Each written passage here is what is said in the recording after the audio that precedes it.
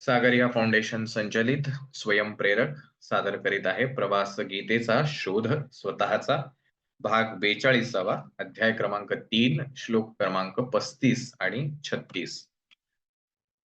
सागरिया foundation संचलित स्वयंप्रेरक school of inspiration याचे आदर्शस्थान असलेले छत्रपती शिवाजी महाराज आणि स्वामी विवेकानंद यांच्या स्मृतींना वंदन करतो.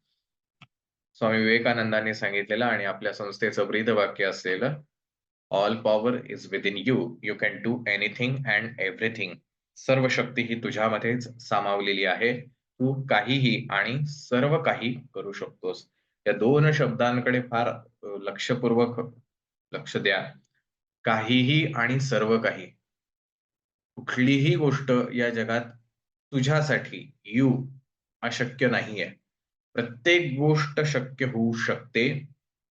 फक्त तो आपल्यासाठी महत्वाचा आहे आणि त्याच्यावरचं काम हे खऱ्या अर्थाने आपलं मनुष्य जीवन जगण्याचं महत्वाचं ध्येय असलं पाहिजे. जे स्वामी विवेकानंद असो किंवा रामकृष्ण परमहंस असो यांनी आवर्जून सांगितलं की मनुष्य जन्माचं जर काही उद्देश असेल की का मनुष्य जन्म आहे, तर एकमेव आहे की ते परमेश्वराची प्राप्ती. या पलीकडे दुसरं ध्येय मनुष्य जन्माचं नाही. आणि मग ते ध्येय प्राप्त करण्यासाठीचे जे काही सगळी प्रयत्न आहेत किंवा सर्व साधनं आहेत, मग ती भक्तीची असेल, कर्मयोगाची असतील, ज्ञानयोगाची असतील, ध्यानधारणा असेल, आणखीन काय दुनियाभरच्या गोष्टी असतील, या सगळ्या ज्या आहेत ते मगाशी कोणीतरी लावला होता ऑडिओ, ते श्वास घ्या आणि श्वास सोडा. ही सगळी जी साधनं आहेत ते एकाच गोष्टीसाठी आहेत की त्या परमेश्वराची प्राप्ती या मनुष्य जन्मात व्हावी. या पलीकडे दुसरं काहीही आपल्यासाठी ध्येय नाही, असं स्वामी विवेकानंदांनी नेहमी त्याचा पुनरुच्चार केला. भगवंताला स्मरण करूया. वसुदेव सुतं देवं कंस चाणूरमर्दनम देवकी परमानंदम कृष्णं वंदे जगद्गुरुम. ओम श्री परमात्मने नमः.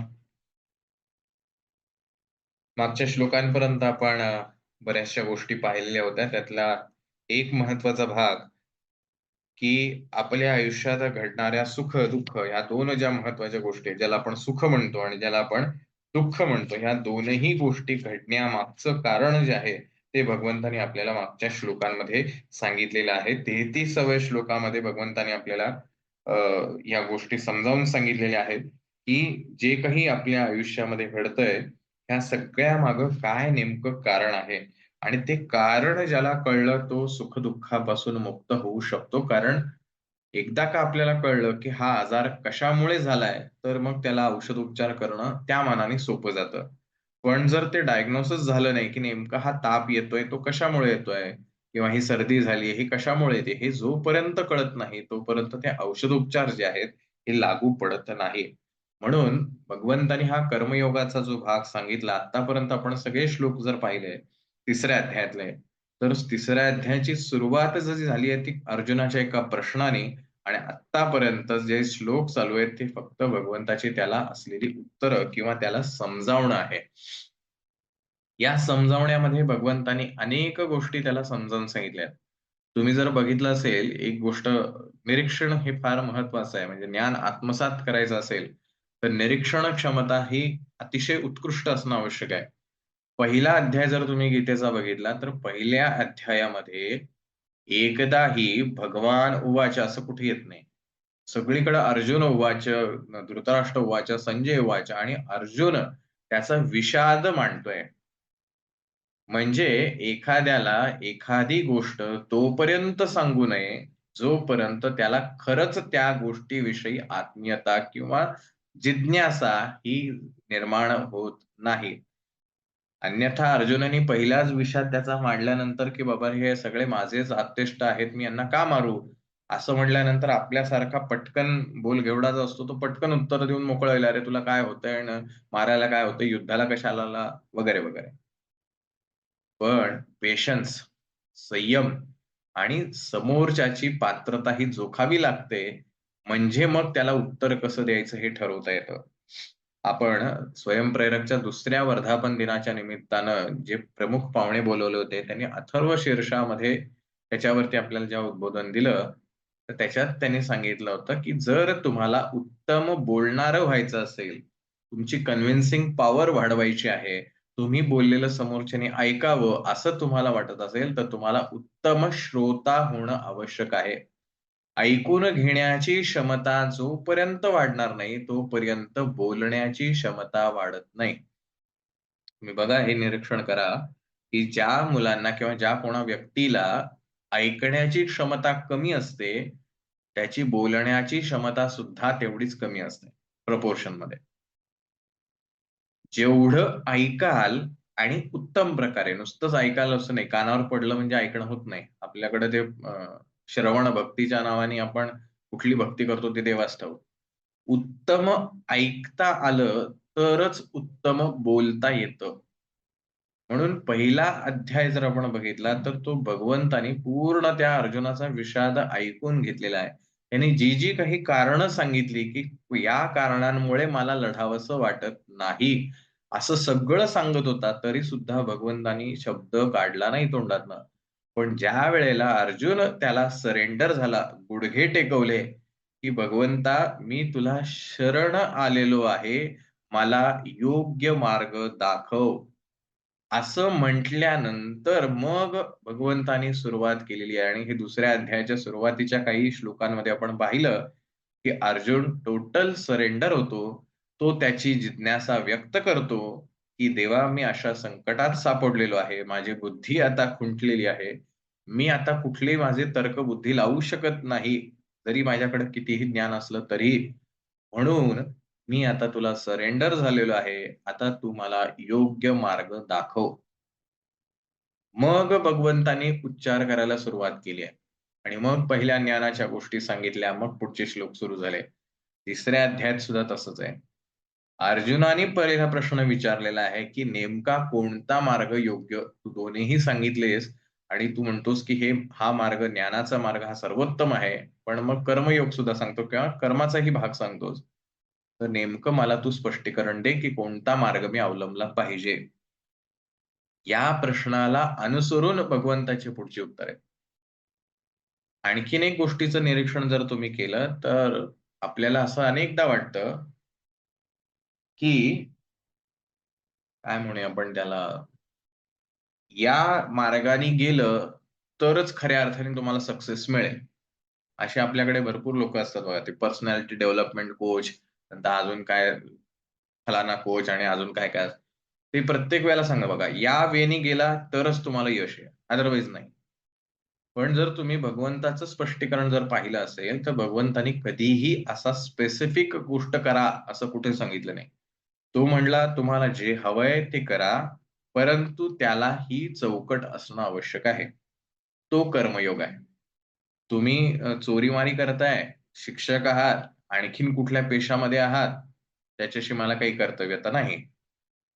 तुम्ही जे करत आहात, जे कुठलं काम करत आहात, ते किती प्रामाणिकपणे करत आहात, तो कर्मयोगाचा जो भाग आहे, तो त्यांनी त्याच्यामध्ये सांगितला, की तुमच्या त्याच्यामागची भावना कशी असली पाहिजे. बरं मग तुम्हालाच ते वाट्याला का काम आलं? आता जसं राहुलनी सांगितलं, की त्यांना आय-टी-आर भरायचे आहेत, 31 तारीख लास्ट डेट आहे, तर त्यांच्यावर लोड आहे. हेच काम त्यांच्या आयुष्याला का आलं? त्यांना का बरं शिक्षक होण्यासारखं परिस्थिती निर्माण नाही झाली? जर आयुष्यामध्ये रिझल्ट दिसतोय, याचा अर्थ कॉज असलंच पाहिजे, कारण असलंच पाहिजे. मी आता तुम्हाला इथे गीता समजावून सांगण्याचा प्रयत्न करतोय. का बरं मला असं वाटलं? काहीतरी कारण असलं पाहिजे. उगाच उठून कोणी काही करत नाही. मग त्याला वेडा म्हणावं लागेल आपल्याला. कारण नसताना जर एखादी गोष्ट होत असेल, आपण म्हणतो एखादा उगाचच हसत असेल, तर "काय रे तुला वेड लागलं का?" म्हणजे कारणाशिवाय जर एखादी गोष्ट होत असेल, तर ती अनैसर्गिक आहे, असा आपला साधारण समज असतो. म्हणजे प्रत्येक गोष्ट घडण्यामागं निश्चित एक कारण आहे आणि ते कारण भगवंतानी मागच्या श्लोकांमध्ये, मागच्या भागामध्ये आपल्याला त्याचं स्पष्टीकरण दिलेलं आहे. एक तर हे सगळं प्रकृतीच्या माध्यमातून घडतं. तर ही प्रकृती म्हणजे काही आपल्यापेक्षा वेगळी आहे का? अजिबात नाही. आपण हे बघितलं, की प्रकृती म्हणजे नेमकं कोणाला प्रकृती म्हणतोय? प्रकृती, नेचर म्हणजे काहीतरी वेगळं आहे असं अजिबात नाही. जी जी बदलते ती ती प्रकृती आहे. चेंज हा प्रकृतीचा स्थायी भाव आहे. बदल हा निसर्गाचा स्थायी भाव आहे. मग जे बदलतं ती सगळी प्रकृती आहे. हवा बदलते, पाणी बदलतंय, शरीर बदलतंय, पेशी बदलतायत, त्याच्यातली एनर्जी बदलतीये. आज छान वाटतंय, उद्या काय अस्वस्थ वाटतंय, मग परवा काय अगदी कंटाळवाणंच वाटतंय, आज जरा एकदम उत्साही वाटतंय. सातत्याने ह्या गोष्टी बदलतायत. भावना बदलत आहेत. म्हणजे ही सगळी जी काही आहे ही प्रकृती आहे आणि भगवंतांनी सांगितलं जे काही या गोष्टी घडतायत हे सगळे त्या प्रकृती गुणधर्मानुसार घडतायत. प्रकृतीचे गुण वगैरे अजून त्यांनी कुठेही एक्सप्लेन केले नाहीत. आपण फक्त तो सात्विक सत्व रज तमवाला गुण बघितला होता. पण भगवंतांनी अजूनपर्यंत ते कुठेही मेन्शन केलेलं नाही. त्यांनी असं फक्त सांगितलं की हे नेचर जे आहे ते त्याच्या गुणधर्मानुसार काम करतं. मग आता मागच्या श्लोकांमध्ये एक गोष्ट सांगितली होती, राग आणि द्वेष असे दोन शब्द त्याच्यामध्ये त्यांनी भगवंतांनी सांगितले होते. त्याच्यातला राग आणि द्वेष आपण दुसऱ्या अध्यायामध्ये जेव्हा पाहिलं होतं, राग म्हणजे लाईक, आपल्याला आवडणाऱ्या गोष्टी. द्वेष म्हणजे डिसलाईक, आपल्याला न आवडणाऱ्या गोष्टी. आपल्याला आपल्या मनासारखं कोणी बोललं की आवडतं, आपल्या मनाविरुद्ध बोललं की नावडतं. मग आपलं जे काही कर्म घडतंय, ह्या कर्मामागं फक्त ह्या दोनच गोष्टी आहेत, राग आणि द्वेष. आपलं कोणी कौतुक केलं, की आपण त्याला थँक्स म्हणतो किंवा त्याच्याविषयीच्या मनातल्या भावना आपल्या बदलतात, की "अरे, हा चांगला माणूस आहे बरं का." का? तर त्याने माझं कौतुक केलं. मला ते आवडतं, म्हणून माझं त्या व्यक्तीविषयीचं मत बदलतं. तेच त्या व्यक्तीने माझ्याविषयी वाईट बोललं, तर मला ते डिसलाईक होतं, मला आवडत नाही. मग माझं त्या व्यक्तीविषयीचं मत वाईट ठरतं. म्हणजे माझं त्या व्यक्तीविषयीचं मत बनण्यामध्ये राग आणि द्वेष हेच कारणीभूत ठरले. मला एखादा पदार्थ आवडतो आणि एखादा पदार्थ आवडत नाही. तो पदार्थ वाईट आहे का? तर अजिबात नाही. कारण तो इतर लोकं खातात, मी खात नाही. कारण तो पदार्थ मला आनंद देत नाही. म्हणजेच मला आवडत नाही. तो पदार्थ मला खूप आनंद देतो. म्हणजे मला आवडतो. मग जो आवडतो तो अधिक घ्यायची माझी इच्छा होते. जो आवडत नाही, ती गोष्ट मला नकोशी वाटते. आपलं आयुष्य फक्त या 2 गोष्टींनी भरलंय, राग आणि द्वेष. मला हे आवडतंय म्हणून मी करतोय, बाकी काही नाही. मला हे आवडत नाही म्हणून मला ते टाळायचंय. दुसरं काही कारण नाही. मग का आवडत नाहीये? तर माझ्या मनाचा किंवा माझ्या स्वभावाचा जो भाग आहे, त्या स्वभावाला अनुसरून ती गोष्ट घडत नाही. मग ती चव असेल, तो गंध असेल, तो डोळ्यांनी दिसणारं दृश्य असेल, काय असेल ते पंचेंद्रियांच्या माध्यमातून आपल्याला शेवटी हे कळणार आहे. तर माझ्या मनाच्या स्वभावाला अनुसरून ती गोष्ट नाही, म्हणून ती मला आनंद देत नाही. हे काय झालं? माझ्या आयुष्यामध्ये मी जे काही कर्म करतोय, त्या कर्म करण्यामागं माझी आवड आणि माझी नावड आहे. मग ही आवड-निवड कशावर आहे? स्वभावावरती. माझ्या मनाचा जो स्वभाव आहे, त्या स्वभावावरती हे राग आणि द्वेष ठरणार आहे. मग हा स्वभाव कुठून तयार होतो? काय वाटतं? तर हे आपल्या स्वभावावरती आनंद आणि दुःख हा अवलंबून असेल. आनंद म्हणण्यापेक्षा सुख, प्लेजर हे जर अवलंबून असेल, तर हा स्वभाव येतो कुठून? कोणी सांगितलं बरं आत्तापर्यंत आपल्याला लहानपणापासून अच्छा हा तुझा स्वभाव आहे. आता तुला ह्या स्वभावानुसार वागायचंय. असं काही कोणी आपल्याला शिकवलेलं नाही. हा स्वभाव येतो कुठून? काय वाटतं तुम्हाला? सांगा बरं चॅट बॉक्समध्ये.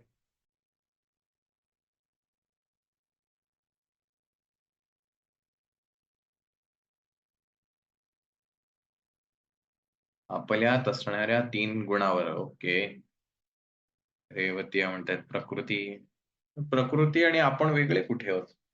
आत्ताच सांगितलं ना, प्रकृती म्हणजे बदल आहे आणि आपल्यात बदल आहे म्हणजे आपण आणि प्रकृती हे काही वेगळे नाही आहोत. Past experience. Okay, very good. राहणीमान. ओके, म्हणजे परिस्थिती थोडक्यात. अगदी बरोबर. म्हणजे लहानपणापासून ज्या काही गोष्टी आपल्या आयुष्यात घडल्या आहेत, ओके, सुधा या म्हणतायत मन. हां, तेच ना, मनाचा स्वभाव हा कुठून तयार झाला? आता ही जी स्वभावाची जडण-घडण आहे, ही आपल्या अगदी बरोबर जयश्री मोहिते यांनी लिहिलंय छान. संस्कार. व्हॉट इज संस्कार? आपण जी काही कर्म केलेली आहेत, त्याचे जे इम्प्रेशन्स आपल्या मनावरती, चित्तावरती उमटलं आपण असं म्हणतो ते. हे जे उमटलेलं आहे त्याचे इम्प्रेशन, ते आपल्या राग आणि द्वेषाला कारणीभूत आहे. मला चटकन राग येतो आणि हा का रागवत नाही? हा खूप अबोला आहे आणि हा खूप बोलका आहे. हे सगळं जे आहे, हे त्या पास्ट पास्ट म्हणजे काय फार मागच्या अनेक जन्मात जायची गरज नाही. याही जन्मातल्या आहेत गोष्टी. म्हणजे स्वामी विवेकानंदांना एकदा एकाने विचारला, की पास्ट संस्कार जे आपण म्हणतोय, हे फक्त माणसांमध्येच असतात का? माणसाव्यतिरिक्तच्या लोकांमध्ये, प्राण्यांमध्ये हे नसतात का?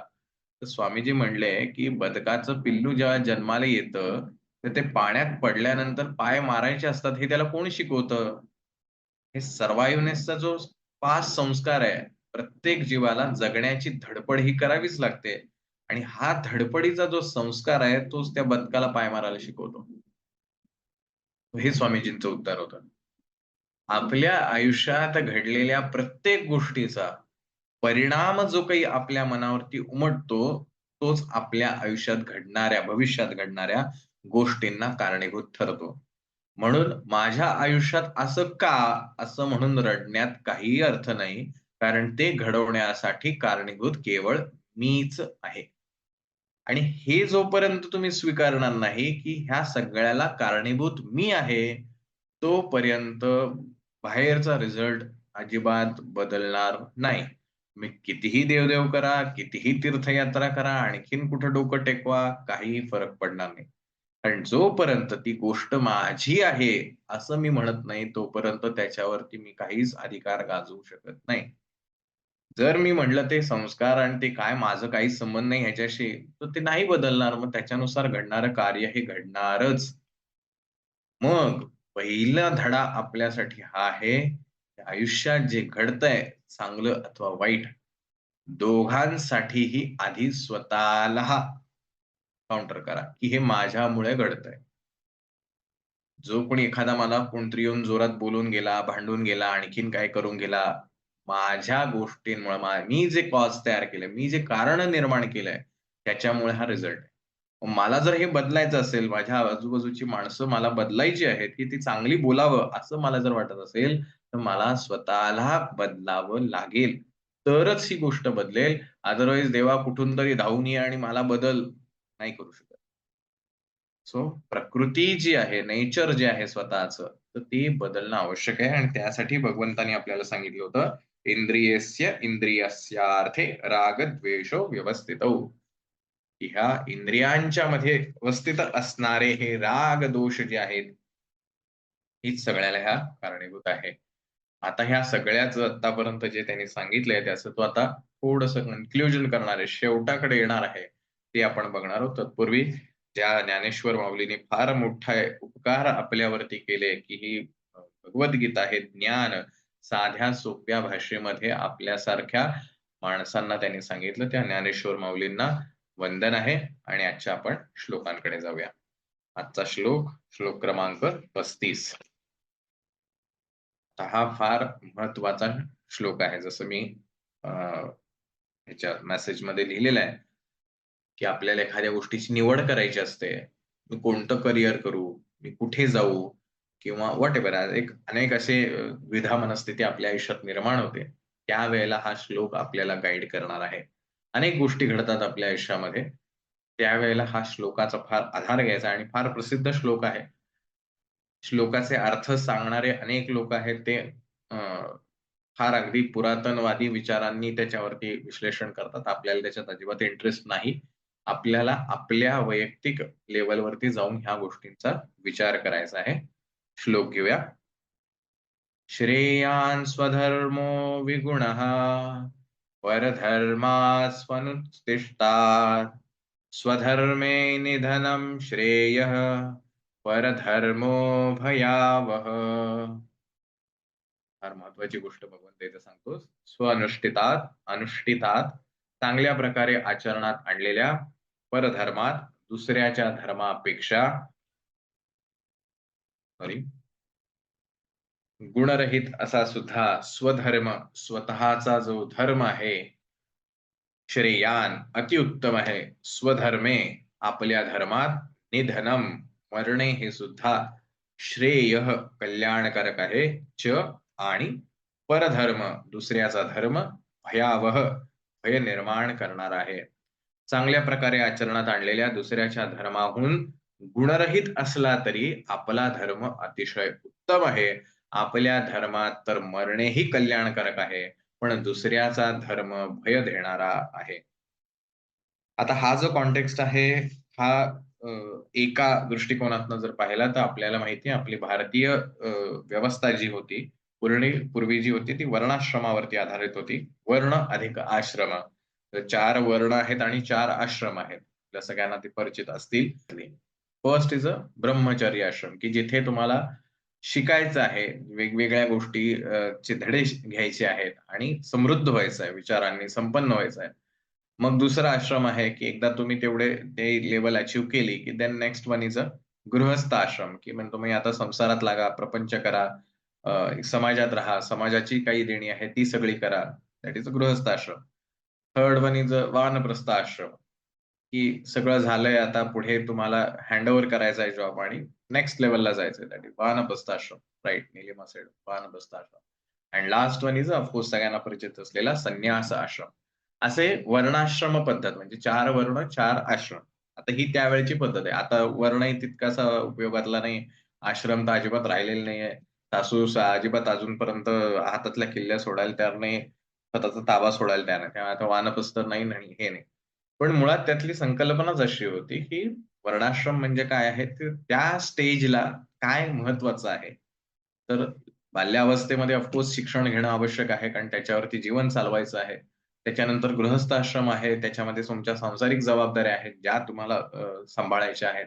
त्यानंतर आता त्या झाल्या, आता मनुष्य देहाचं जे महत्वाचं ध्येय आहे, ते ध्येय म्हणजे परमेश्वर प्राप्ती आहे. आणि त्या परमेश्वर प्राप्तीसाठी हे प्रपंचाचे जे सगळे धागे अडकलेले आहेत, पाय गुंतलेला आहे, हा सगळा बाजूला काढायचा. अँड नेक्स्ट वन इज अ संन्यास आश्रम, की तिथे आता तुम्हाला पूर्णतः भगवंत प्राप्तीसाठी म्हणून आता पूर्ण आयुष्य घालवायचंय, जे काही उरलेलं आयुष्य असेल.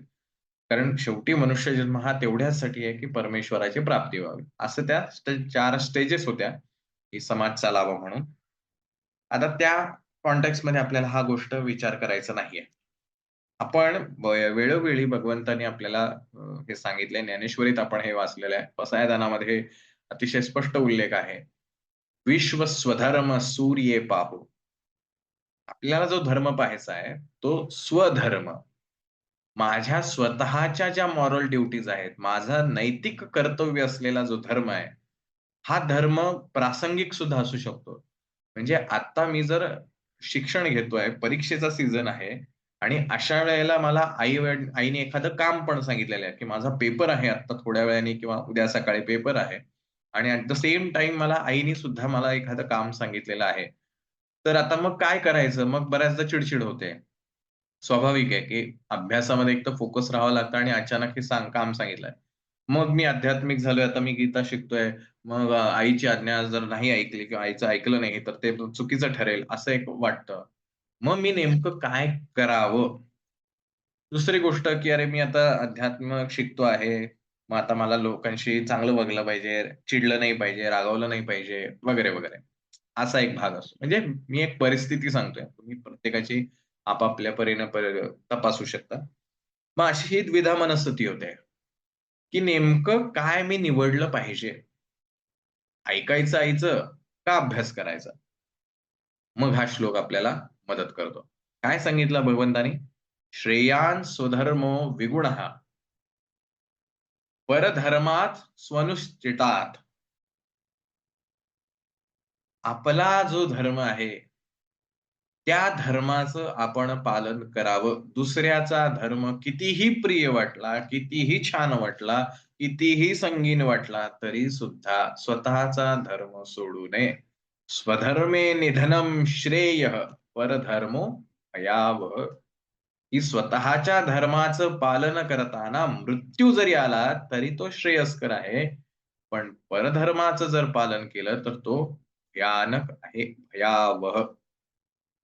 आता मग आता प्रश्न पडला म्हणजे उदाहरण म्हणून घेतलेलं आहे, की आईने काम सांगितलंय आणि परीक्षेचा अभ्यास. कारण परीक्षा अगदी तोंडावर आहे, उद्याच्या दिवशी आहे. मग काय करायला पाहिजे? पहिली गोष्ट, आत्ता माझा धर्म काय आहे? परीक्षा आहे उद्या, अभ्यास मला करायलाच पाहिजे. हा झाला माझा प्रासंगिक धर्म. आता या क्षणासाठी परीक्षा, माझं शिक्षण आणि तो फोकस हा माझा धर्म आहे आणि तो धर्माचं पालन केलं पाहिजे. ॲट द सेम टाईम तुम्हाला आईने पण काम सांगितलंय, मग आईच्या आज्ञा पाळणं हा सुद्धा धर्म आहे. अगदी योग्य आहे. पण आत्ता या क्षणाला कोणता धर्म अधिक श्रेयस्कर आहे? तर स्वधर्म, शिक्षण. कारण तुम्ही शैक्षणिक क्षेत्रात आहात, विद्यार्थी आहात, परीक्षा आहे तुमची आता काही वेळात, तर तुमचा अभ्यास करणं हा धर्म आहे. मग आईचं ऐकायचं नाहीये का? मग तो त्याला वाईट बोलायचंय का? अजिबात नाही. अजिबात नाही. मग आपल्यालाही माहिती आहे आपण काही 24 तास अभ्यास करत नाही. ह्या गोष्टी समजून आपल्याला प्रायोरिटीज ठरवायच्या आहेत, की कोणत्या वेळेला कोणत्या धर्माचं पालन करायचं. तर ही पहिली गोष्ट सांगितली दॅट इज अ प्रासंगिक धर्म. दुसरा जो धर्म आहे तो म्हणजे आपला म्हणजे काय म्हणूया आपण जन्मापासून आपल्याला जोडलेला. कोणता धर्म आहे? तर आई-वडिलांच्या त्यांची सेवा करणं किंवा त्यांचं ऐकणं हा मुलगा म्हणून पुत्र धर्म आहे, स्वधर्म. तर ते पालन करणं माझ्यासाठी आवश्यकच आहे. बघा आता ह्याच्यातलं गंमत कशी आहे. परीक्षा आहे, अभ्यास केला पाहिजे, तो स्वधर्म आहे आणि आई-वडिलांच्या आज्ञांचं पालन करणं हा सुद्धा पुत्रधर्म आहे. मग चॉईस काय करायचं? सिलेक्ट काय करायचं? प्रासंगिक धर्म जो आत्ता या क्षणाला काय महत्वाचं आहे? तर अभ्यास करणं. निवड करताना ह्या गोष्टी. मग इथे भगवंतांनी सांगितलंय स्वधर्मे निधनम श्रेय, की स्वधर्माचं पालन करताना भले मृत्यू आला तरी एक वेळ श्रेयस्कर आहे. पण परधर्मो भयावह. पण दुसऱ्याचा जो धर्म आहे, त्याचं पालन नाही करायचं. आता 2 भाग आहेत बघा. गणितामध्ये एक मॅट्रिक्स नावाचा प्रकार असतो. कॉलम पाडायचे आहेत.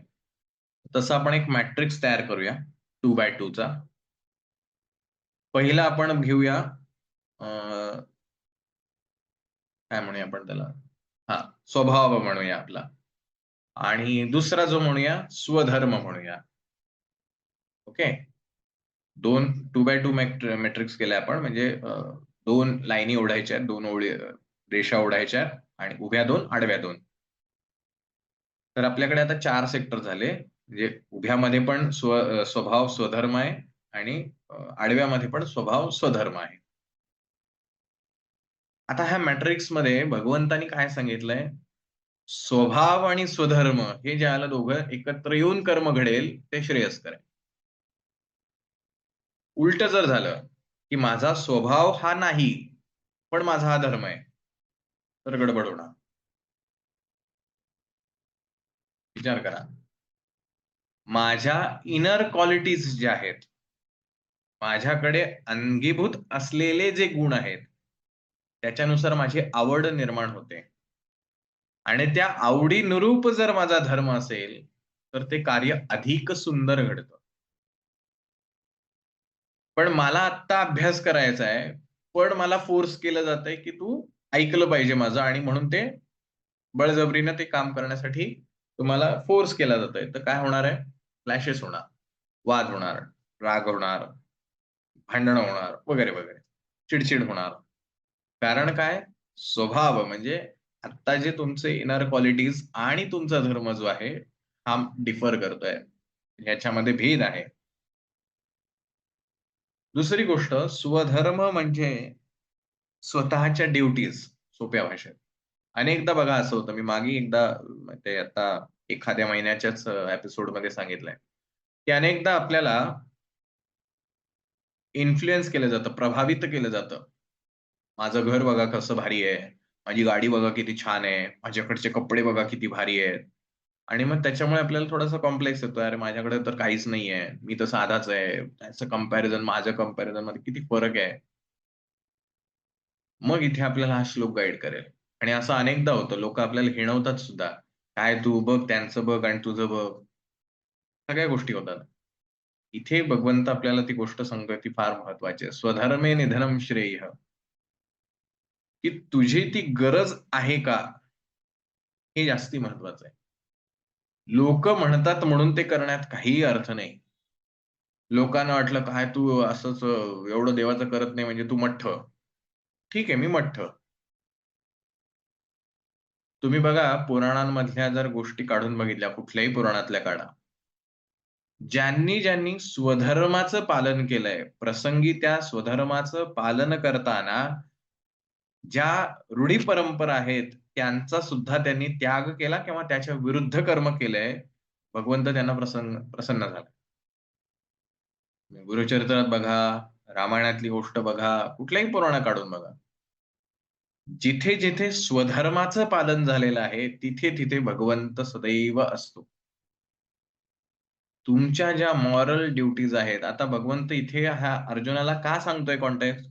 कारण अर्जुनाचा जो धर्म आहे, तो एक पहिली गोष्ट क्षत्रिय म्हणून प्रजेचं रक्षण केलं पाहिजे. जे निर्बल आहेत, त्यांच्या हक्कांचं रक्षण करणं हे एक क्षत्रिय म्हणून अर्जुनाचं कर्तव्य आहे.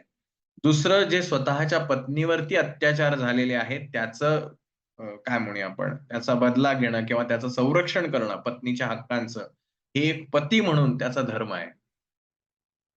भावंडांवरती जे अत्याचार झालेले आहेत, त्यामुळे एक बंधूचा म्हणून सुद्धा त्याचा एक धर्म आहे. त्याचं त्याला पालन करणं आवश्यक आहे. अशा सगळ्या धर्मांची जाणीव भगवंत त्याला इथे करून देतोय, की हे सगळं तू टाळून हे अध्यात्म खूप छान आहे, म्हणून मी आता हे सोडून कुठेतरी ते अध्यात्म ज्ञान घ्यायला जातो. असा जर तुझा विचार असेल, तर स्वधर्मे निधनम श्रेयः. स्वतःच्या धर्माचं पालन करण्यासाठी मृत्यू जरी आला, तरी तो श्रेयस्कर आहे. तरी तुला स्वर्गाचं द्वार प्राप्त होईल. प्रसंगी इतर आता कोण म्हणलं बरं? सुनील कदम म्हणले बहुतेक, की त्यांचा जो काही कोणाची डेथ झालेली आहे नात्यामध्ये, तर तिथे जावं लागलं आणि त्याच्यामुळे ते वाचन नाही जमलं. आता ते जे काही त्या ठिकाणी जावं लागलं, तो त्यांचा धर्म आहे.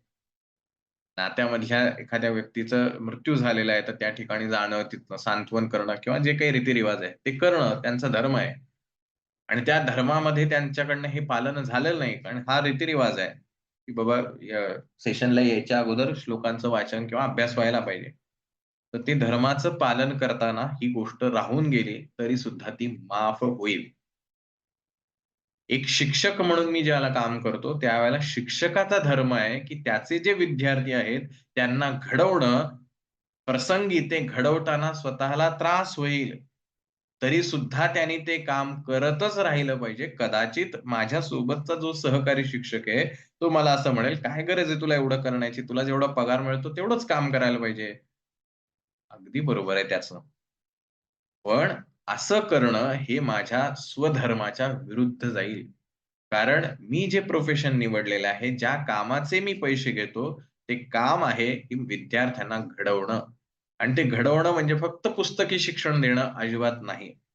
ते घडवणं सर्वार्थाने घडवणं आहे. ते घडवताना मला त्रास होईल, कारण मी प्रवाहाच्या विरुद्ध वाहणार आहे. मला त्रासही होणार आहे. लोकं टोमणेही मारतील, की बाबा ह्याचं तर काय वेगळंच असतं. आमच्यात तर ह्या मिक्सच होत नाही आणि आम्ही एवढं सांगतोय तरी ह्याला ते पटत नाही, वगैरे, वगैरे. किंवा घरचे ओरडतील, "काय एवढं पडलंय ते? तर तुम्हाला जेवढा पैसा मिळतो तेवढंच काम करायला पाहिजे." असंही घडू शकतं. पण स्वधर्माचं पालन करायचं आहे. त्यामुळे त्या विद्यार्थी घडवण्याचा जो माझा धर्म आहे, त्यासाठी मला अतोनात कष्ट झाले तरी चालेल. पण जाऊन दे मग मी हा धर्मच सोडून देतो. दुसरं बघा त्या आय-टीमध्ये मस्त पैसा मिळतोय, चाललो मी तिकडे. हा जो भाग आहे, इथे फार जपून राहावं लागतं. आता एका बाजूने हा विचार केला, की तो शिक्षक सोडून दुसऱ्या म्हणजे दुसऱ्या फील्ड त्यांनी सिलेक्ट केलं. ते योग्य आहे की अयोग्य आहे? हा पुन्हा प्रासंगिक धर्मावरती येणार. शिक्षक म्हणून त्याचा धर्म आहे विद्यार्थ्यांना घडवत राहणं. पण त्याच वेळेला कुटुंब म्हणून त्याचा एक धर्म असतो, की त्याच्यावरती अवलंबून असलेल्या लोकांचं पालन-पोषण व्हायला पाहिजे. मग त्या पालन-पोषणासाठी जर त्याला ते फील्ड बदलावं लागलं, तर त्याला तो धर्म पालन करायला आहे. इथे येते ती द्विधा मनस्थिती, की मग नेमकं काय पालन करायचं? मग तिथे भगवंत सांगतो, स्वतःच्या स्वभावाला अनुसरून विचार करा. स्वभाव आणि हे काय आता म्हणलं आपण? स्वधर्म. या 2चं कॉम्बिनेशन जर जमलं, तर तुमची कृती योग्य ठरेल. नाही जमलं तुम्हाला, तर कृती फेल. भले वरनं तुम्हाला भरपूर पगार येईल, लॅविश तुमचं लाईफ होईल, सगळं घडेल. पण स्वधर्माचं पालन न केल्यामुळं ते शेवटी पापास जाणार. आणि मग पाप म्हणजे काय फार भयानक असं कुठेतरी ते नरकात-बिरकात जाऊन पडू वगैरे काही नाहीये. Simple way. पाप मीन्स काय, की आपल्याकडनं चुकीची कर्म झाली आहेत. त्याच्या अगेन्स्ट आपल्याला काय मिळणार आहे? तर अवहेलना मिळेल, अपमान केला जाईल आपल्याला, आपली कामं जी आहेत ती पटकन होणार नाहीये, वगैरे, वगैरे. अशी जे सगळ्या निगेटिव्ह गोष्टी आहेत, दॅट इज द पापाचे रिझल्ट. ते कोण नरकात जाईल का स्वर्गात जाईल त्याचा विचार करायचा काही आवश्यकता नाही. जे काही निगेटिव्ह घडतंय ते बिकॉज ऑफ की मी माझ्या स्वधर्माचं पालन केलं नाही. म्हणून याच्यावर माऊली उदाहरण देताना फार समर्पक देतात. असा अगा स्वधर्मू आपुला जरी का कठीणू जाहला तरी हाची अनुष्ठीला भला देखे. असा जो स्वधर्म आहे कदाचित तो तुम्हाला खूप त्रासदायक ठरेल, कदाचित तो नकोसा वाटायला लागेल, प्रचंड कष्ट तुमच्याकडनं केले जाईल, पण तरी सुद्धा तोच भला आहे असं माऊली इथं म्हणतायत. त्याच्यावर उदाहरण देताना माऊलींनी फार दृष्टांत फार सुंदर दिलाय. माऊली त्याच्यावर असं म्हणतात, एक जे दृष्टांत आहे तो त्या काळाच्या आणि वर्णाश्रमाच्या आधारित आहे. पण दुसरा जो दृष्टांत आहे तो फार मात्र महत्वाचा आहे. "हागा साखर आणि दूध हे गौल्य कीर प्रसिद्ध, परी कृमी दोषी विरुद्ध खेपे केवी." साखर आणि दूध अतिशय छान आहे, गोड आहे, चविष्ट आहे. पण जर पोटात जंत झाले असतील, तर घ्यावेत काय? शहाणा माणूस काय म्हणेल, "नाही बाबा, पोटात जंत झाले, तर अशा वेळेला हे गोड खाणं काही योग्य नाही." तेच माऊलींनी हा दृष्टांतांना सांगितलंय, की परधर्म, दुसऱ्याचा धर्म जो आहे, तो तुम्हाला खूप आपलासा वाटेल, अगदी आकर्षित करेल. पण त्यांनी जर तुम्हाला जंत होणार असतील, तर तुम्ही त्या वाटेला का जाताय? म्हणून तुम्ही तुमच्या धर्मावरती टिकून राहा. तुम्ही झोपडीत राहताय का राजमहालात राहताय याने परमेश्वर तुम्हाला मिळणार की नाही हे ठरत नाही. तुम्ही काय अनुसरण करताय ह्याच्यावरती सगळं आहे. पुढे माऊली असं म्हणतायत, "ऐसेनीही जरी सेविजेल, तरी ते आळुकीचे उरेल, जे ते परिणामी पथ्य नवेल धनुर्धरा." धनुर्धरा म्हणजे अर्थात अर्जुन. काय म्हणतायत माऊली अर्जुनाला? जरी तू त्यात जंत झालेला असताना जर हे दूध साखरेचं सेवन करशील, तो केवळ तुझा हट्ट ठरेल आणि मग या हट्टापायी त्याचे जे परिणाम असतील ते तुला भोगावे लागतील. Are you ready for that? आज तुम्हाला अनेक गोष्टी आकर्षित करत असतील आपल्या जीवनामध्ये, "अरे यार, माझं पण आयुष्यात तसं पाहिजे." एखादा अ, तीर्थयात्रेला चाललाय, कुठेतरी देवदर्शनाला चाललाय, तो तुम्हाला म्हणला, "का रे, येतोस का रे?" "आहे ना, माझं आयुष्य बघा ना, सारखं आपलं नोकरी, नोकरी, नोकरी. मला कुठं जायचं म्हटलं तरी जाता येत नाही." असं अनेकदा वाटतं. "कांदा, मुळा, भाजी, अवघी मिठाई माझी." आपल्या शेतामध्ये ज्यांनी विठ्ठलाला पाहिलं, आपल्या कामामध्ये ज्यांनी विठ्ठलाला पाहिलं, ते भगवंताचे झाले. आणि वारंवार त्या सगळ्या वारकऱ्यांना सांगितलं, की "अहो तुम्ही पंढरपूरला चाललाय, तर माऊलींना माझा नमस्कार सांगा." वारकरी हसायचे. "काय माणूस आहे म्हणे हा. ह्याच्या शेजारी पंढरपूर आहे. आम्ही एवढ्या लांबून त्या विठुरायाच्या दर्शनासाठी येतोय. हा मात्र एवढ्या शेजारी राहून सुद्धा त्या विठुरायाच्या दर्शनाला येत नाही. आणि मात्र आम्ही आलो की आमची सगळी सरबराई करतो आणि परत जाताना म्हणतो, "तुम्ही माझा नमस्कार त्या विठ्ठलाला सांगा." काय हा माणूस आहे? स्वधर्मे निधनम श्रेय, परधर्मो भयावह. तो म्हणला, "माझा धर्म आहे, की बाबा हे शेती करायला पाहिजे मला. त्याशिवाय माझं काही कुटुंबाचं पालन-पोषण होणार नाही. मला काही तुमच्यासारखं वारीला येता येत नाही. त्या विठुरायाचं दर्शन घेता येत नाही. कांदा, मुळा, भाजी अवघी विठाई माझी. हेच माझी विठाई आहे आणि इथंच मी माझ्या विठ्ठलाचं सदैव नामस्मरण करत राहिले. विठुराया त्यांना प्रसन्न झाला." त्यामुळे तो मला म्हणला, "काय तू सारखं आपलं ते नोकरीचंच कारण देतोय, हेच कारण देतोय." मी नोकरी का करतोय? कारण मी जर ही नोकरी केली नाही, मी जर एखाद दिवस सुट्टी घेतली, तर मला जे पैसे कमी मिळणार आहेत, त्याच्यामुळे माझा जो कुटुंबाविषयीचा जो धर्म आहे, तो बिघडतो. आणि म्हणून जरी तो परधर्म छान वाटत असला, ठीक आहे, तुमच्या नशिबात ती गोष्ट आहे, तुम्ही जरूर करा. त्याचं गिल्ट मनात आलं, की मग त्रास होतो. म्हणून भगवंतांनी स्पष्ट सांगितलंय, स्वधर्मे निधनम श्रेयः, की स्वधर्माचं पालन करताना जरी मृत्यू आला, आता मृत्यू म्हणजे प्रत्यक्ष मृत्यू आहे का? तर हो, प्रत्यक्ष मृत्यू सुद्धा आहे किंवा अतोनात यातना जरी झाल्या तुम्हाला, तरी सुद्धा तुम्ही तुमच्या धर्माचं पालन करा. ज्ञानेश्वर माऊलींना त्यांच्या गोष्टी सिद्ध करण्यासाठी किती त्रास करावा लागला. त्यांनी तो ज्ञानेश्वरी लिहितो किंवा लोकांना ज्ञान देतो, संस्कृत भाषेतनं मराठीतनं सांगतो, म्हणून माऊलींना किती त्रास सहन करावा लागला समाजाचा. पण समाजाला उन्नती अवस्थेत नेणं हा माझा धर्म आहे आणि त्यासाठी मला अतोनात यातना सहन कराव्या लागल्या तरी चालेल, पण मी माझा धर्म सोडणार नाही. सोडू शकले असते, पण नाही सोडलं. आपल्या लाईफमध्ये ज्याला डिसिजन घ्यायची वेळ येते, काय निवडायचं मी? त्यावेळेला आपल्याला हा विचार करणं आवश्यक आहे. Moral duties. माझा धर्म काय सांगतो? हा धर्म म्हणजे हिंदू आहे का ख्रिश्चन आहे, मुसलमान आहे हा भाग नाही. माझे नैतिक धर्म माझा काय आहे? आई-वडील आजारी आहेत आणि त्यांना सोडून मी जर फिरायला जात असेल, का तर बायकोला छान वाटावं म्हणून, तर मी माझ्या स्वधर्माचं पालन नाही केलं. कारण प्रासंगिक धर्म मला सांगतो, आत्ता आई-वडिलांना मुलगा म्हणून तुझी आवश्यकता आहे. तू त्यांच्या जवळ असणं आवश्यक आहे. जरी पती म्हणून जरी तुझा धर्म आहे, की पत्नीचं मन राखणं, आत्ता प्रासंगिक धर्म तो सांगतो तुला आई-वडिलांजवळच थांबलं पाहिजे. फिरणं नंतर होऊ शकतं. आई-वडिलांचं आजारपण हे सारखं-सारखं उद्भवणार नाही. कदाचित आणखीन काही वाईट घडू शकतं. तू मुलगा म्हणून तुझं कर्तव्य त्यांना धीर देणं किंवा जे काही औषधोपचार असेल ते करणं. हा प्रासंगिक धर्म सुद्धा तितकाच महत्त्वाचा आहे.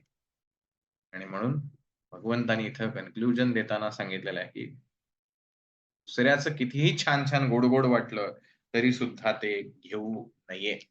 तो त्याच्या मार्गावर आहे. शेवटी प्रत्येकाचा स्वभाव वेगळा आहे. त्याच्यामध्ये 2 भाग आहेत. स्वभाव आणि स्वरूप. तुमची ओरिजिनॅलिटी आणि तुमचं नेचर. आपण बऱ्याचदा म्हणतो बघा, मला आतून असं आलं, मनातून असं एकदम आतनं आलंय, की हे करायला पाहिजे. हे जे आतून येतं, हे काय आहे तो इन्स्टिंक्ट जो येतोय, तो काय इन्स्टिंक्ट आहे? हा इन्स्टिंक्ट आपल्याला कळला पाहिजे. अदरवाईज प्रभावित होऊन अनेक विचार आपल्या डोक्यात सदैव येतात. पण हा इन्स्टिंक्ट ज्याला कळला, त्याला त्या यू पर्यंत पोहोचणं सोपं आहे. आज थोडासा उशीर झाला त्यामुळे जास्ती वाढवत नाही विषय. पण माऊली याच्यावरती पुढे सांगताना म्हणतात, "या स्वधर्माते अनुष्ठिता, वेचू होईल जीविता, तोही निका वर उभयता दिसत असे. ऐसे समस्त सुर शिरोमणी, बोलिले तेथ श्री शारंगपाणी, तेथ अर्जुन म्हणे विनवणी असे देवा." सगळं त्या शारंग पाण्याने सांगितलेलं आहे, भगवंताने सांगितलेलं आहे. आता अर्जुन त्याला विनवणी करतोय आणि तो पुढचा प्रश्न विचारतोय, जो अत्यंत महत्वाचा आहे.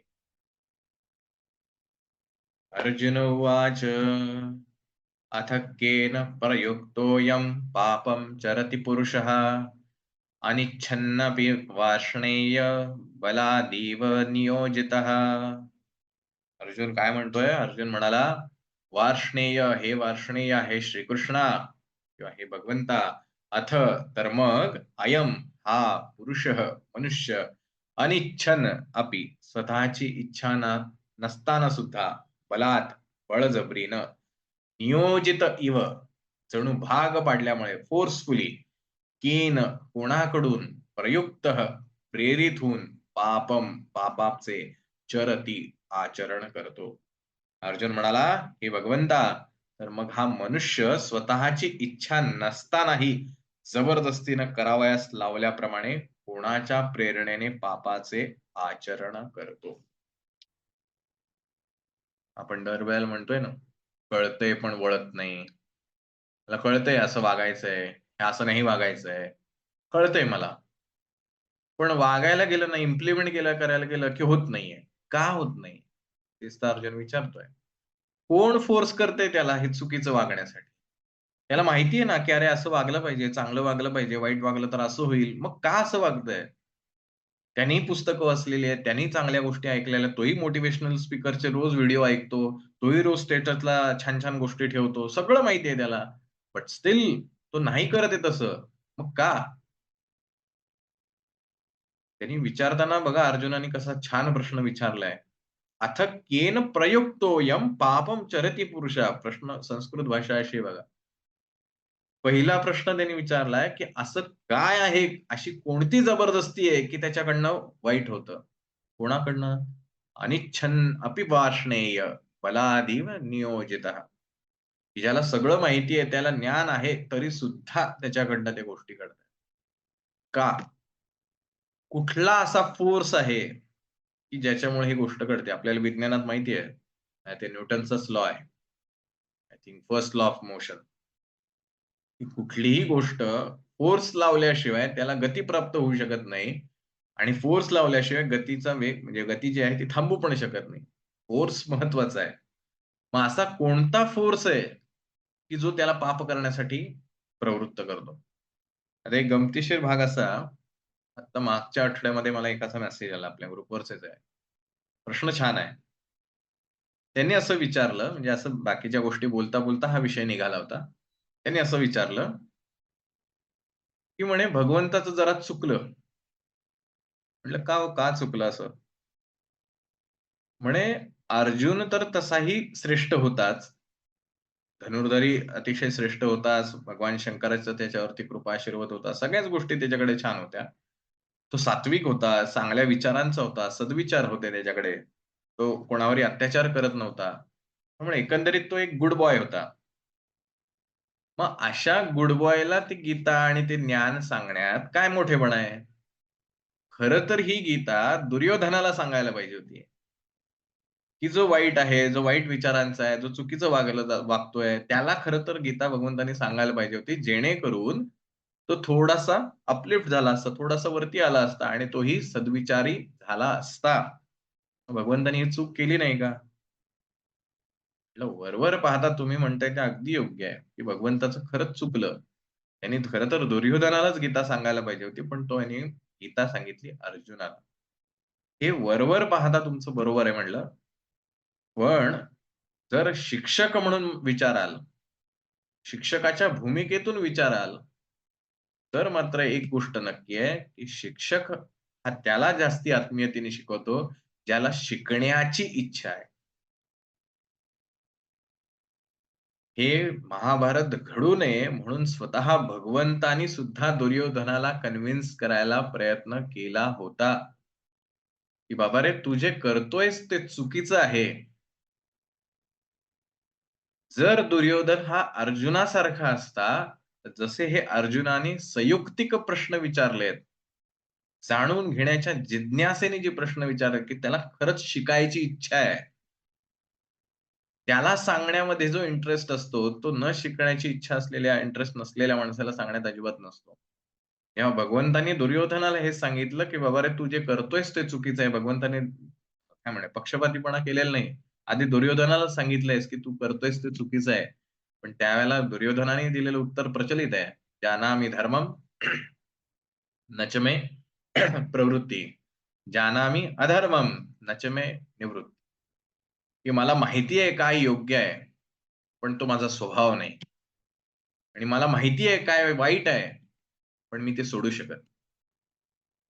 तर खरंच दुर्योधन कॅपेबल असता आणि त्यांनी जर खरंच भगवंताला असं विचारलं असतं, की "हो भगवंता तू म्हणतोयस ते खरं आहे, पण माझी अशी कंडिशन आहे, मी त्यासाठी काय करावं ते सांग." तर भगवंतांनी त्यालाही तिथं ज्ञान दिलं असतं, पण नाही होत. कोणाला ज्ञान द्यावं, कोणाला शिकवायला जावं, ज्याला खरंच इंटरेस्ट आहे त्या गोष्टी शिकण्यामध्ये, त्यालाच ते सांगावं. अर्जुनाला सुद्धा भगवंतांनी डायरेक्टली सांगितलेलं नाही. त्याने आधी पूर्ण त्याचा विचार म्हणजे माहिती सगळी ऐकून घेतली. जेव्हा त्याने इच्छा व्यक्त केली, की "येस, मी रेडी आहे शिकण्यासाठी. माझा आरोगन्स नाहीये. मला सगळं माहिती आहे, मला सगळं येतं अशातला माझा भाग नाही. मला काहीही येत नाहीये. मी टोटल सरेंडर होतोय तुला. आता तू जे सांगशील ते मी ऐकायला तयार आहे." अशी ज्यावेळेला त्या अर्जुनाची अवस्था झाली, त्यावेळेला भगवंतांनी ज्ञान दिलं. That is very important thing. तुम्हाला स्वतःहून किती इच्छा आहे, की ते आत्मसात करायचं. येणार आहेत ना, आव्हानं येणार आहेत. ती गोष्ट ऐकली आहे, छान वाटतेय, पण प्रत्यक्षात उतरवताना प्रचंड त्रास होतोय. नाही होतंय. Yes, but I have to do it. मला केलंच पाहिजे. काय वाटेल ते झालं तरी चालेल. कारण ते भगवंतानी सांगितलंय ते कुठं असूच शकत नाही. मग मला केलंच पाहिजे. हा जोपर्यंत आतून काय म्हणूया आपण त्याला आवाज तुम्हाला येणार नाही, तोपर्यंत ते ज्ञान काहीही उपयोग नाही देऊन. म्हणून सातत्याने मी का पहिलं सुरुवात म्हटलं, की आजचा श्लोक किती जण वाचून आले. तो इगरनेस जो आहे ना, तो महत्वाचा आहे. तवा तापलेला असतो ना, त्याच वेळेला त्याच्यावरती पोळी शेकावी. थंड झालेल्या तव्यावरती काही उपयोग नाही. जर तुमच्यामध्ये तो इगरनेस असेल, ओढ निर्माण झाली असेल, आज काय सांगणार आहे भगवंत? आज माझ्या कुठल्या प्रश्नाचं उत्तर माझा भगवंत देणार आहे? हा इगरनेस जर असेल, तर 100% तुम्ही त्या गोष्टीला तुम्हाला प्राप्त झाल्याशिवाय राहणार नाही. आणि प्राप्त झाली, की ती इम्प्लिमेंट करताना सुद्धा तुम्हाला त्रास होणार नाही. Because that eagerness. आणि अशाच व्यक्तीला भगवंत म्हणतो, की ज्ञान द्यावं. मग त्या अर्जुनाने प्रश्न विचारले, "का रे बाबा असं होतं? की हा माणूस ज्ञानी आहे, त्या 4 पुस्तकं वाचतो, त्याला सगळं कळतंय. तरी सुद्धा तो का बरं पाप करतोय? आणि त्याला कळतंय वरनं, की अरे मी पाप करतोय, मी चुकीचं वागतोय, हे कळतंय. मग असा कोणता इनर फोर्स आहे, की जो हे सगळं त्याला करण्याला भाग पाडतो आहे?" आणि इथून पुढच्या श्लोकांमध्ये हा भगवंत आपल्याला सांगणार आहे, का आपलं लाईफ असं आहे? का माझ्या आयुष्यात मला नको असलेल्या गोष्टी घडतायत? मला माहिती आहे माझ्या आयुष्यात हे हवंय, पण मिळत नाहीये. का मिळत नाही? त्यासाठीची प्रेरणा, त्यासाठीचं कारण जर मीच आहे आणि मला असं वाटतंय, की हे घडावं, बट स्टिल ते तसं घडत नाहीये, याचाच अर्थ काहीतरी कमी पडतंय. तो आतला जो इनर फोर्स आहे, जे मला माझ्या ध्येयाच्या, माझ्या स्वप्नांच्या विरुद्ध वागायला भाग पाडतंय. असा कोणता इनर फोर्स? जर हा सोर्स कळला, की हा फोर्स आहे, यावर जर मी काम केलं तर 100% कारण इनर फोर्स चेंज झाला, की ऑटोमॅटिकली ॲक्शन बदलणार आहे. आपल्याला माहिती आहे ते आजकाल ॲडव्हान्स याच्यामध्ये लॉ ऑफ अट्रॅक्शन आणि ह्या गोष्टी आहेत. त्याच्यामध्ये असं आपल्याला सांगितलं जातं, की प्रत्येक गोष्ट ही विश्वामध्ये 2 वेळा घडते. First in your mind and second in your physical life or real life. ही पहिली जी आहे ती गोष्ट मनामध्ये येते, मग दुसरी प्रत्यक्षात घडते. तुम्ही तुमच्या आयुष्यात जे करायचं ते व्हिज्युअलाइज करा. लॉ ऑफ अट्रॅक्शनची थिअरी आहे. Ask, believes and receive. मागा, विश्वास ठेवा, मग मिळेल. आता हे मागा, विश्वास ठेवा, मिळेल हे सगळं बरोबर आहे. सगळं घडतंय. सगळे केस स्टडीज माझ्यासमोर आहे. बट स्टिल घडत नाहीये. व्हाय? ते उत्तर नाहीये. ते उत्तर या सायन्समध्ये नाहीये. ते उत्तर भगवंतांनी आपल्याला पुढे दिलंय. का घडतंय हे? सगळं कळून सुद्धा आपल्याकडनं चुकीच्या डायरेक्शननीच गाडी म्हणजे मला शिकवली आहे ड्रायव्हिंग अशी करायची आहे. पण माझ्याकडनं रिव्हर्सच गाडी चालली आहे. मला माहिती आहे पुढे जायचंय, पण मला जातच नाही येत नाही. असा कोणता फोर्स आहे, जो मला हे सगळं करायला भाग पाडतो? आपण बऱ्याचदा हा प्रश्न विचारतो नाही. अरे हा तर एवढा धर्माचा करतो, पण ह्याचे विचार असे का? तो इनर फोर्स. हा एवढं याच्या घरात सगळं चांगलं आहे, मग हा असा वागतो का? Inner force. असा कोणता इनर फोर्स आहे, हे सगळं करायला भाग पडतं? हा अर्जुनाला पडलेला प्रश्न आहे. आता केन प्रयुक्तोयम पापम चरति पुरुषः. कोणता असा फोर्स आहे, कोणता असा आंतरिक बळ आहे, की जे त्याला पाप करण्यास भाग पाडतं? शब्द फार महत्वाचा आहे बरं का. अथ केन प्रयुक्तोयम. जाणून बुजून ती गोष्ट करायला. की कळतंय अरे मी करतोय ते चुकीचं आहे, बट स्टिल तो तेच करतोय. प्रयुक्तोयम अनिच्छन्नपि वार्ष्णेय. इच्छा नाहीये त्याचं असं वागण्याचं. पण तरी सुद्धा त्याच्याकडनं हे घडतंय. बलादिव नियोजितः. कोणता फोर्स आहे तो? हे सगळं त्याच्या अनिच्छेने त्याच्याकडनं करून घेतंय. कोणाला वाटतं वाईट वागावं, कोणाला वाटतं फार माझ्या आयुष्यात सगळं वाईट, वाईट, वाईट, वाईट घडावं, असं कोणालाच वाटत नाही. बट स्टिल त्यानं म्हटलं, "अहो सुधरा जरा." नाही ना, ते कळतंय मला सुधारलं पाहिजे. नाही ना सुधारता अति दारू पिणाऱ्या माणसाला सांगितलं, "अहो दारू पिणं वाईट आहे." "हो, बरोबर आहे सगळं तुमचं. सोडा ना दारू." "नाही ना, ती सुटत नाही." असं काय आहे, की ज्याच्यामुळे ते सुटत मग एखाद्याची दारू सोडवायची असेल, तर हा इनर फोर्स जर कळला, ह्या गोष्टींमुळे हे सुटत नाही. मग ह्या गोष्टींवर काम करूया, कॉजवरती काम करूया, इफेक्ट ऑटोमॅटिकली बदलेल. आमची मुलं ऐकतच नाही, आमचं हे असं होतच नाही, तसं होतच नाही. ठीक आहे, रिझल्ट कळला. कॉज काय? का होत नाहीये? कळतंय ना तुला? की हे होत नाहीये. अभ्यास करायला पाहिजे त्यासाठी मला. मला चांगलं वागलं पाहिजे. माझ्या आई-वडिलांशी मला चांगलं वागलंच पाहिजे. लावून. हे बाय डिफॉल्ट आहे हे. वागलंच पाहिजे. आई-वडिलांशी वाईट वागून जगाशी मी खूप छान वागतोय. मूर्ख आहे मी.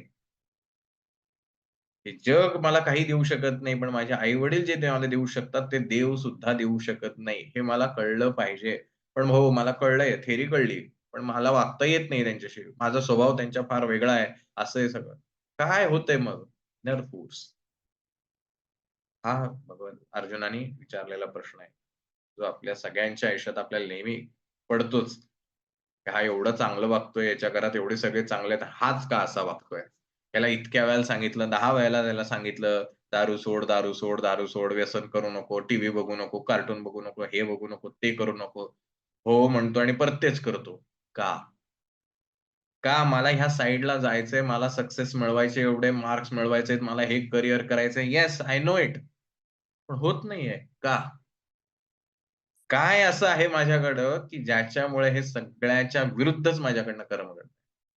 असा अर्जुनाचा प्रश्न आहे, की देवा तू एवढं सगळं छान सांगतोय, सगळं छान आहे. होत का नाही? आम्हालाही कळलं आता आम्ही ऐकला दुसरा अध्याय ऐकला, तिसऱ्या अध्यायाचा तुझा कर्मयोगाचा भाग ऐकला. आम्हालाही कळलं सगळं छान वागलं पाहिजे, चांगलं वागलं पाहिजे. पण मागच्या सेशनला आपण बघितलं तो गेस्ट स्पीकर होते त्यांच्यासमोर पण हा आपण प्रश्न विचारला गेला आपल्याकडनं, की सगळं होतंय पण होत नाही. तेवढे 1-2 दिवस झाले, की परत आमचं पाणी मूळ मार्गावर येतं. असं का? तो इनर फोर्स जो आहे, त्याच्यावर जर मला काम करता आलं, आय विल बी हॅपी. छानसा प्रश्न अर्जुनाने विचारलेला आहे. सो आजचा भाग इथेच आपला संपणार आहे. होपफुली आपल्याला आजचा भाग कळला असेल, समजला असेल. If not, you can ask me questions और तुम्हाला काही सांगायचं असेल, व्यक्त व्हायचं असेल तरी तुम्ही सांगू शकता. माईक अनम्यूट करू शकता तुम्ही तुमचे आणि 100% बोलू शकता और चॅट बॉक्सवर पण लिहू शकता. जोपर्यंत अर्जुन समजत नाही, तोपर्यंत कृष्ण समजत नाही आणि कृष्ण समजायचं असेल, तर स्वतःच्या लाईफकडे जोपर्यंत आपण बघणार नाही, तोपर्यंत कृष्णही समजत नाही. कारण तो लाख सांगेल, की तू म्हणजे सर्व काही आहेस आणि तू असा आहेस, तू चिरंजीव आत्मा आहेस आणि तू हे विचारला आत्मा कुठे आहे? आम्हाला नाही माहिती आहे. कुठेतरी. काय उपयोग आहे मग? मग ते स्वामी विवेकानंदांचं असंच झालं. याला रामकृष्ण परमहंसकडे ते पहिल्यांदा गेले, की जेव्हा त्यांनी त्यांच्या प्रोफेसरला विचारलं होतं, की "तुम्ही देव पाहिलायत का?" तर ते म्हणले, "मी नाही पाहिला. पण ज्यांनी पाहिलाय त्यांच्याकडे तुला पाठवतो." पण फर्स्ट टाईम जेव्हा ते त्यांच्याकडे गेले, एकदा झालं, दोनदा झालं, तिसऱ्यांदा झालं. मग ज्यावेळेला पहिल्यांदा भेट झाली विवेकानंदांची, तर रामकृष्ण परमहंस त्यांना म्हणले, "अरे, तू आणि तो गाढव जो आहे, त्यात काही फरक नाही. दोघंही सारखेच आहेत." ते हसले त्यांच्यावर. "काय म्हणे बावळटासारखं काही सांगतायत" म्हणे. "मी आणि गाढव वेगळा नाही." पण एकदा अनुभव घेतल्यानंतर त्यांना कळलं, की हे काय म्हणतायत. अनुभवाची प्रचिती जेव्हा येते, त्यावेळेला सगळ्या गोष्टी जे आपण जे नेहमी मी उदाहरण देतो ते, खोलीतला अंधार घालवायला फार काही करावं लागत नाही. फक्त लाईटचं बटन चालू करावं लागतं. तेवढं लाईटचं बटन तुम्हाला शोधता आलं आणि ते कसं चालू करायचं ही जर टेक्निक असेल, तर कुठलाही अंधार तुम्हाला घाबरवू शकत नाही. आयुष्यातलं कुठलंही संकट कसं घालवायचं हे जर तुम्हाला माहिती असेल, तर जगातलं कुठलंही संकट तुम्हाला घाबरू शकत नाही. कितीही बिकट परिस्थिती आली, तरी सुद्धा ती तुम्हाला डळमळून देऊ शकत नाही. कारण तुम्हाला माहिती आहे, की ह्या परिस्थितीतनं बाहेर कसं पडायचं. सो स्वतःच्या हातात शस्त्र बाळगा. म्हणून स्वामीजींनी सांगितलं, की भित्र्या माणसाला कधीच काही मिळत नाही. जो लाचार आहे, जो सदैव रडत बसलेला, काय म्हणे अजून अ, गलित-गात्र झालाय, अशाला जगात काहीही मिळत नाही. त्याला देवही प्रसन्न होत नाही, देवही काही देत नाही आणि त्याच्या आयुष्यात काहीच घडत नाही. तुम्हाला जर तुमच्या आयुष्यात काहीतरी भारी करायचं आहे, सक्सेस मिळवायचा आहे, तुमची जी स्वप्न आहेत ती पूर्ण करायची आहेत, तुम्हाला सक्षम व्हावं लागेल. तुम्हाला शूर व्हावं लागेल. तुम्हाला हातात तलवार घेऊन लढण्याची तयारी ठेवली पाहिजे. प्रत्यक्ष तलवार नाही बरं का, नाहीतर म्हणाल सेशनमध्ये काय तलवारी-बिलवारी गेलेलं. लढण्याची वृत्ती बाळगली पाहिजे, तरच तुम्हाला त्या गोष्टी मिळण्याचं सामर्थ्य तुमच्याकडे येऊन जाईल आणि ती गोष्ट तुम्हाला मिळेल. तुम्ही जर लाचार बनत राहिला, मग ते लाचारी कुठेही करा. स्वतःसमोर करा, इतरांसमोर करा, देवासमोर जाऊन लाचारी करा, काहीही उपयोग होणार नाही. लाचार म्हणून गेलात, भिकाऱ्यासारखी अवस्था होईल. भिकाऱ्याला तेवढंच दिलं जातं, दया म्हणून जेवढं मिळेल तेवढं. तो अगदी आपल्याला चिकटत असतो सारखा, "अहो द्या की हो थोडंसं, द्या की हो." अगदी दया येऊन आपण थोडंसं काहीतरी देतो. पण जो संन्यासी असतो, जो भिक्षा मागायला येतो, त्या भिक्षेकऱ्याला आपण आपल्या हाताने, आपल्या मर्जीने त्याला देतो. तो कधीही आपल्याला जबरदस्ती करत नाही, एवढंच द्या, तेवढंच द्या. आत्मसन्मानाने घेतो, पण त्याला भरपूर मिळतं आणि इज्जतही मिळते, आदरही मिळतो. आदरपूर्वक ती त्याला भिक्षा मिळते. त्यामुळे भिक्षा मागणं आणि भीक मागणं याच्यात प्रचंड जमीन-आसमानचा फरक आहे. त्यामुळे आधी सक्षम व्हावं लागेल, धीट व्हावं लागेल, निडर व्हावं लागेल, तरच तुम्हाला तुमच्या आयुष्यातली ध्येय गाठता येतील. जर लाचार असाल, घाबरट असाल, सतत संकटांना घाबरत असाल, तुमच्या आयुष्यात काहीही होणार नाही. मग ती व्यसनही लागतील आणि व्यसनं लावण्यासाठीचे जगात भरपूर सोर्सेस आहेत. सोशल मीडिया आहे, टीव्ही आहे, सगळीकडे नुसतं दारू कशी प्यावी आणि सिगारेट कसे ओढाव्यात, अजून कसली व्यसनं करावीत, ह्याच्यासाठी तुम्हाला कुठलंही शिक्षण घ्यायची गरज नाही. गटारीत लोळण्यासाठी लोकं तुम्हाला आवर्जून बोलवतील. जायचं, नाही जायचं हा चॉईस तुमचा. ही गीता शिकते आणि म्हणून ज्ञानाचा मार्ग जो आहे, तो सदैव उन्नतीकडे नेणारा असतो आणि म्हणून ज्ञान आत्मसात करणं हेच माणसाचं महत्त्वाचं ध्येय असलं पाहिजे. ओके.